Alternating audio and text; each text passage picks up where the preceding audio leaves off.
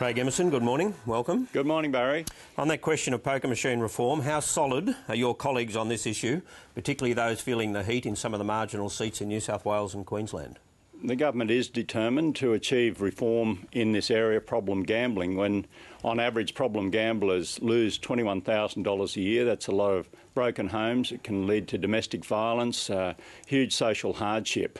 And I think we have to confront that rather than pretending that it's just a minor issue that we can really brush away with a little bit of counselling, as Mr Abbott is now recommending. I mean, the idea of counselling is a new idea. Of course there is counselling. There is counselling in casinos, for example, who do have resources to deal with some of these problems. But let's not pretend that this is not a major issue, and the government is determined to deal with it. Tony Abbott has shown his hand. He is predicting that his party will oppose it, and you will be up against not only the clubs, but it seems significant sections of the media. Well, indeed, and our policies can't be bought and sold. I don't think it's a good sign for the future if in a democracy we are confronted with threats of putting $2 million into campaigns in all of the Labor marginal seats. I think the Australian people would object to the idea that a government or an opposition's policies can be bought and sold. Now, Mr Abbott has seen the attraction of that $2 million per electorate campaign, and of course he's said something that he said every day since he's been opposition leader, which is no. But he's not singing from the same song sheet as Malcolm Turnbull, who today, in an exclusive interview in the Courier Mail, said, well, he's not necessarily lining up with Tony Abbott on this. This is the former leader of the Liberal Party who obviously does have a conscience about these sorts of matters. Well, the former leader of the Labor Party saying the same thing, isn't he, staying out of the debate? Well, Kevin Rudd is a supporter of dealing with this problem, and we are looking to mandatory pre-commitment. And I understand from the ads and the campaign that's gone to air that it's won't work, will hurt. Well, why would you be opposed to trials of mandatory pre-commitment? Maybe they're terrified that mandatory pre-commitment will work. Now, we have been in discussion with Clubs ACT, but I would urge the industry to say, well, if we are, the industry, convinced that mandatory pre-commitment won't work, what do we have to fear from trials? OK, I want to ask you about the international economy now and how you saw the European leaders' rescue plan. Is it both credible and durable? The best judge of that is actually the markets. I mean, I could go through the various components of it and make my own judgment, and frankly, that wouldn't influence the markets one bit. So far, the markets have given it the thumbs up, but Europe will need to be vigilant to make sure that it does have a sustainable plan in place. We've confronted with this reality that Europe and the United States are going to grow very slowly for a substantial period of time. Not by accident but by design, Australia is much more deeply integrated into the Asian region in the Asian century as a result of visionary leadership from Bob Hawke and others. And Julia Gillard has launched this Asian Century White Paper to make sure that we're even more strongly integrated into the fastest growing region on earth. And I'll make this point. People say, well, if there is an economic slowdown again, will China then succumb to that? It has foreign exchange reserves equal to more than twice Australia's annual national income. And I don't think the Chinese authorities would sit around doing nothing if there was a real slowdown in Europe and the United States. I think they will continue to invest in public housing, in infrastructure, and all of that's good news for Australia. Is there now a role for Australia in all of this through the G20 to support the initiatives that the Europeans have now taken? Well, indeed, and Prime Minister Gillard and our Treasurer Wayne Swan have been very active. They have been critical of what were shaping up as rescue packages for Europe. I'm sure our Prime Minister will join other leaders in saying again to the leaders of Europe in particular that they have a big role to play here in making sure that the package is sustainable and enduring over time, because we don't want that contagion, which we saw during the global recession that became very bad for North America and Europe, where 11 million jobs were lost, but here in Australia we actually gained a couple of 100,000 jobs. So we withstood that last time. You wouldn't want to be in any other place than Australia in these sorts of times, integrated into the Asian region in the Asian century. Now, on issues of trade and based on remarks at the fringes of CHOGM, it does seem now that you have given up on the prospect of a global agreement through the Doha round. It's now a case of sector by sector. No, I'm still in favour of a global agreement, but breaking it up, as you say, into sector by sector, issue by issue, whether it's agricultural export subsidies, farm subsidies, services, manufacturing tariffs, all of these matters are in one big impasse, a logjam.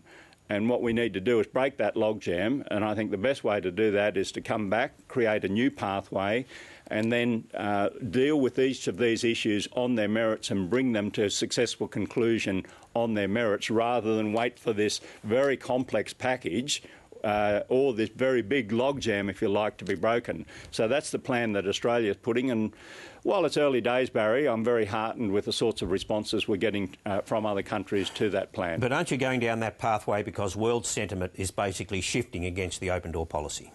That's right, absolutely. There is a shift in sentiment. It's a worrying shift in sentiment, and Australia is not part of that. We reaffirm our commitment to free and open trade, but it is true that in those countries particularly that are growing very slowly, their domestic voting constituencies are basically saying, well, let's protect our industries. Well, the Great Depression was deepened and exacerbated, lengthened in time from those very policies, and we need to learn those lessons. And no one has said to me yet, Barry, in terms of the sustainability of growth in the United States and Europe, how that growth is going to be achieved. No more fiscal packages, the debt's very high.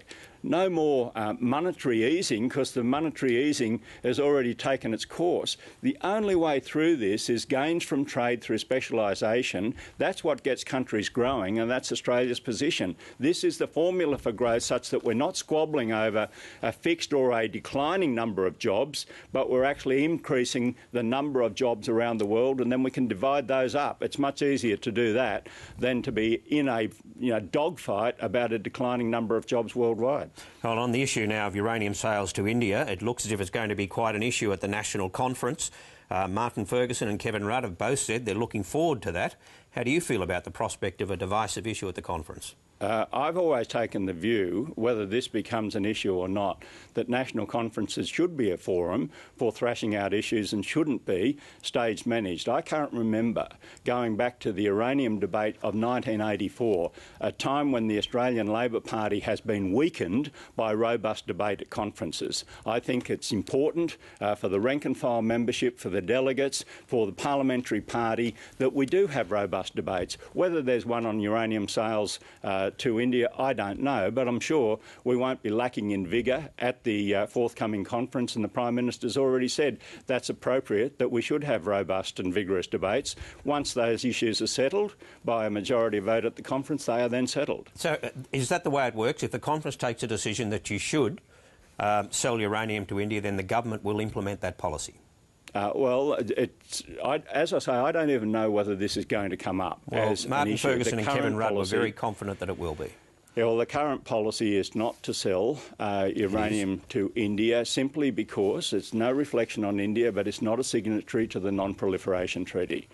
We sell uranium to countries that are signatories to the Non-Proliferation Treaty. I don't mind what the debate is, but I'm certainly not going to preempt it and then start saying what happens if that policy is changed. But we can be clear about that, can't we? Who makes the decision? Will it be the National Conference or Federal Cabinet?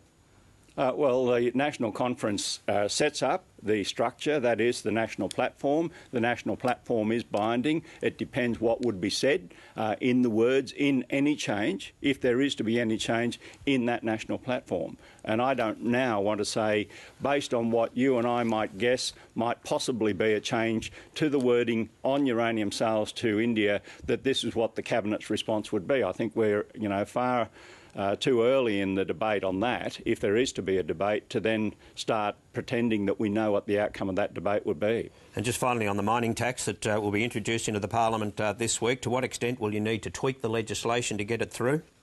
Well, we're determined to implement the legislation as it is, Barry. This has been the subject of a very long consultation process with industry, and the Australian people understand and want this, that the broader community should share in the benefits of the mining boom. And we're going to do that by cutting the corporate tax rate for non-mining companies. We're going to do it by giving small business a tax break. We're going to do it by increasing the superannuation of working Australians from 9 to 12%. What's Tony Abbott said, that mining companies already pay too much tax, and he's going to rescind the mining tax and take away all of those benefits because he thinks that the mining industry is hard done by. This guy is so out of touch, and they then say that they got $50 billion worth of savings. I looked at that table, and yes, it says they're not going to give small business tax breaks. They're going to increase the company tax rate. They're going to take superannuation off working Australians. But then they say they're savings, but they forget that they're not going to apply the mining tax, so they don't get the revenue from the mining tax. This is a $9 billion error, a new $9 billion error in their savings plan. And that's why they'll never subject this to Treasury or to a parliamentary budget office. They'll probably get an accounting firm in Mossman, who's a good friend of Joe Hockey's, to say, yeah, this all adds up. Well, this is the standard of debate and economic literacy on the coalition side. Is any wonder that John Hewson, former employer of Tony Abbott, described him as totally innumerate? Well, no doubt we'll hear a lot of that this coming week. Thanks for your time this morning. Thanks, Barry.